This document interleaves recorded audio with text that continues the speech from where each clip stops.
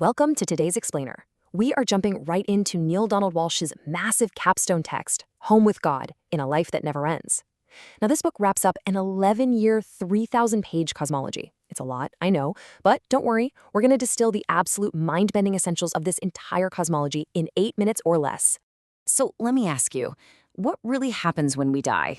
It is, hands down, humanity's oldest and honestly most terrifying question. It totally shapes how we live, love, and grieve, right? For a lot of us, it's just shrouded in this deep fear of judgment, or maybe just nothingness. But what if literally everything we've been taught to fear about this process is fundamentally completely wrong? Okay, let's dive into this. The book hits us with this massive, totally disruptive premise right out of the gate. Death does not exist, which, yeah, sounds impossible because we see it happen around us every single day. But Walsh's core message is that what we call death isn't an endpoint at all.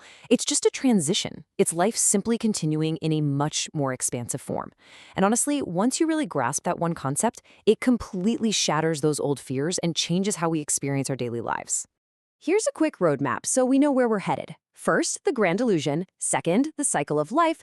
Third, bending space and time. And finally, your power of choice. Starting right off with Section 1, the grand illusion. And this brilliantly illustrates exactly how our fear holds us back. From our standard limited human perspective, we see death as a tragedy, an ultimate end. And because of that, we kind of view ourselves as victims of fate. But from God's perspective, or ultimate reality, whatever term you prefer, death is actually a profound gift. It's a transition and a moment of pure creation. Shifting that perspective from victimhood to realizing you're an empowered creator fundamentally alters your reality. It completely takes the sting away.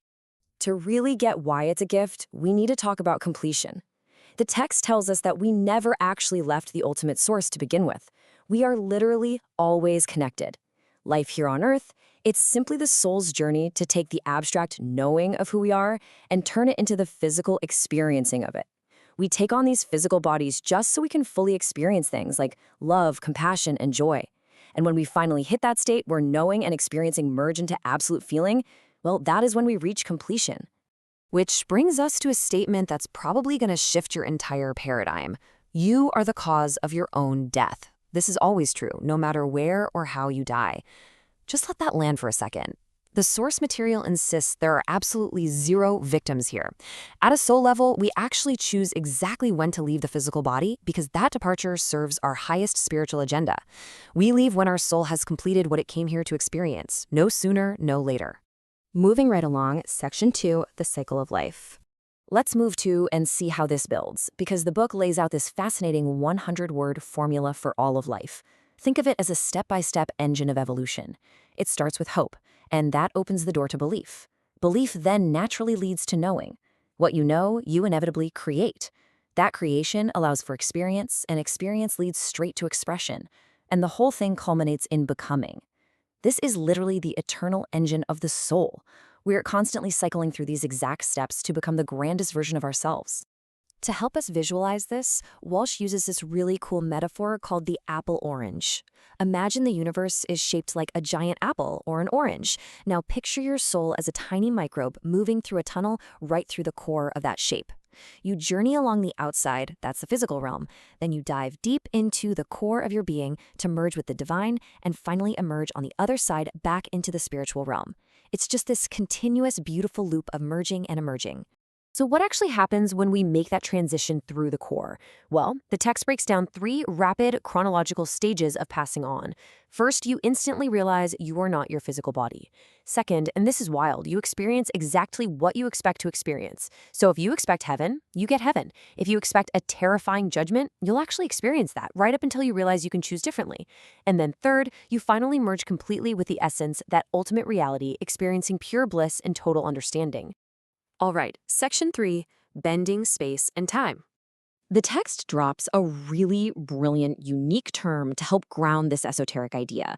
That word is sequentaneous. It basically means that all of time and space exist simultaneously. Everything that has ever happened or ever will happen is literally happening right now. But because our physical human brains would short circuit trying to process all of that at once, our soul experiences it sequentially. Just one moment right after another. Now, what's really interesting about the slide is how it breaks down our normal view. Usually we look at a timeline as a straight line, right? 0 is birth, year 40 is life, year 80 is death. But if we apply that concept of sequentaneous reality, these events aren't actually sequential at all. They exist concurrently. Birth, life, and death are all happening together in the eternal now. This quote really captures it perfectly. Time is. It is said that time marches on, but time, in fact, marches nowhere. It is you who march on. I mean, think of it like this. Imagine time is a giant, endless mural painted on the wall of a long corridor. The mural itself isn't moving. You are the one walking down the corridor, shining a flashlight on different pictures. You're the one moving through time, focusing your consciousness on different experiences. Bringing us to our final section. Section 4, your power of choice. Once you're on the other side, the soul doesn't just, sit on a cloud playing a harp. It engages in this joyful work. You reestablish your true identity. You get to decide exactly how you want to recreate yourself next. All your thoughts, words, and deeds reintegrate back into one unified force. And because of that, you get to experience instantaneous creation at the superconscious level. Whatever you desire literally manifests instantly in the spiritual realm. But here is where the book drops a truly massive revelation. Death is reversible. Yeah, you heard that right. During what the book calls the holy inquiry, which happens right after you pass over, your soul is gently asked if it feels complete. If your soul feels like, hey, I have more to do, or I have more to learn, or honestly just doesn't want to leave yet, it can choose to instantly return to physical life. You can essentially undo the death.